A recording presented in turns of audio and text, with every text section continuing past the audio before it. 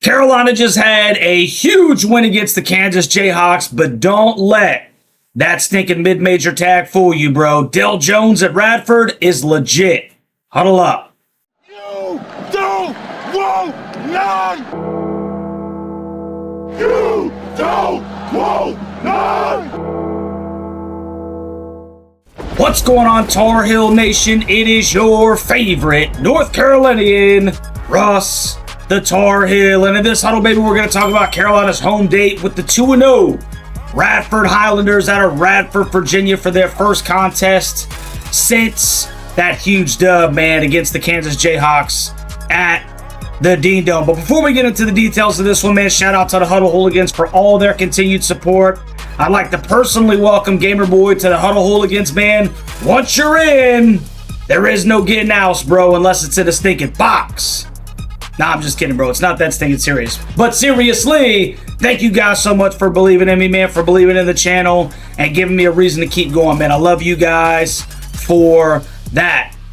Watch party starting at 6:45 p.m. on the 11th, so make sure you come and hang out with your boy as the Heels try to take another step in the right direction of getting to Indianapolis, man. Every game is important. Every game is important, all right? Yes, the Kansas Jayhawk game is a very visible game. Is Radford the same type of visibility? No, but every game is important, man, so come and hang out with your daggone boy, man. All right, real quick, man, the ACC only has one team with a loss through the first week of the season, and that was the Boston College Golden Eagles losing their opener at Florida Atlantic. So good to see the conference winning games up to this point. Schedule for the Atlantic Coast Conference this stinking week leading up to the game, man. November 10th, EMU takes on the Pitt Panthers, Stetson at Miami, Southeastern Louisiana at Georgia Tech, Cal State Fullerton at Cal, and then November 11th, we've got Wake going to play the number 7 Michigan Wolverines, Florida State to take on number 3 Florida, number 6 Puke at Army, go Knights, Morehead State at Clemson, Central Connecticut at Boston College, Eastern Illinois at Notre Dame. Big stinking basketball game. Number 9 Kentucky at number 11 Louisville. Might have to tune into that one, man. Murray State at SMU, Hampton at Virginia, and last but not least, the most important game of all, actually, Radford at number 25 North Carolina. Now, Radford and North Carolina, man, are meeting for the 4th time, with Carolina currently holding a 3-0 record against the Highlanders. The average margin of victory in this series, 34.7 points, man. So this is going to be the first meeting since the 2023 season opener in which Baycott went for 25-16 in a 86-70 Carolina win at the Dean Dome. Now, the Radford Highlanders 2-0 record has come at the hands of an 80-75 win over Western Illinois and a 99-61 win over West Virginia Wesleyan. So here's your quick tale of the tape, if you will.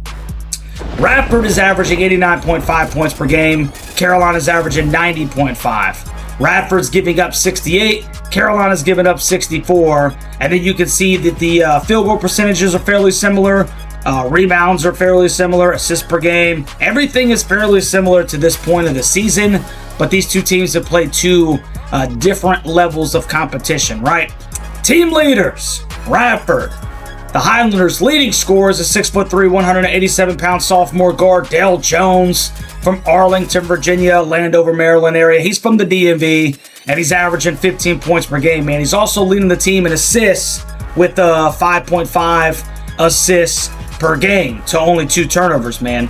And their leading rebounder is a 6'9", 225-pound senior forward, Tyson Brown, from Virginia Beach, Virginia, who is averaging 6 boards per game. For Carolina, the Hills' leading scorer is a 6'10", 215-pound freshman phenom, Caleb Wilson, from the ATL. Bro, C-Dub is averaging 23 points per game while shooting a scorching hot 77.3% from the field. Stud.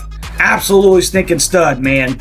Carolina's leading rebounder is a 7', 225-pound junior center, Henry Vasar, from Estonia, who's averaging 7 boards per game, along with 17 points himself. And the Heels' leading assist man is a 6'2", 175-pound junior point guard, Kyan Evans, from Kansas City, Missouri, who's averaging 4 assists and 2 turnovers per game through 2. Evans quietly adding 13.5 points per game himself, man. So he's played fairly well overall. Now, my matchup to watch in this game is going to be Dell Jones and Seth Trimble, man.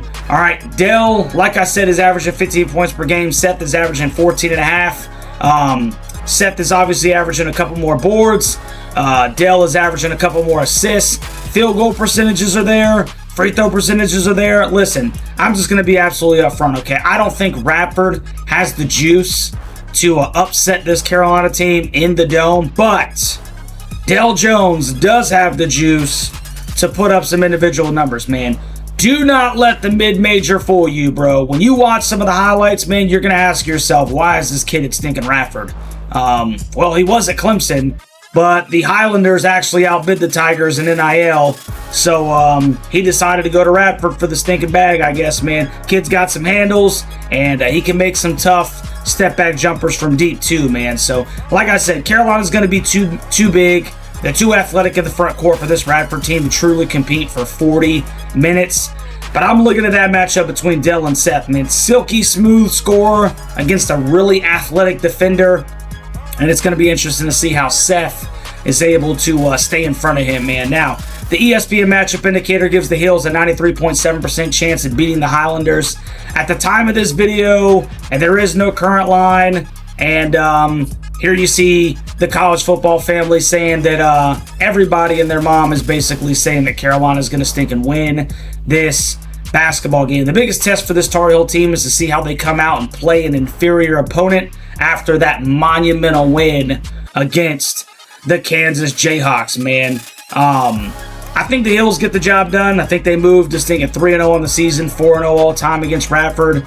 And I don't think that this is one that we're really biting our fingernails over at the end of the daggone day, man. So you let me know what you think about this game down in the comment section, Tar Heel Nation, and any Radford fans that happen to check out the preview video, man. Is your boy on to something?